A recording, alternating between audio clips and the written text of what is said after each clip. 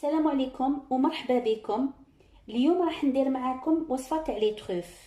لهاد الوصفه نحتاج الى كاس من الحليب المركز المحلى بوزن 250 غرام، 25 غرام من نواه كوكو محمصه وملحيه، و80 غرام من الكاكاو اللي هو كاس معمر.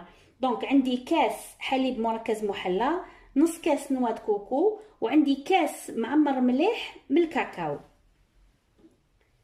هنا بالنسبه للحليب المركز المحلى راني دفيته، راهو دافي. هانيك باش نقدروا نتحكموا فيه.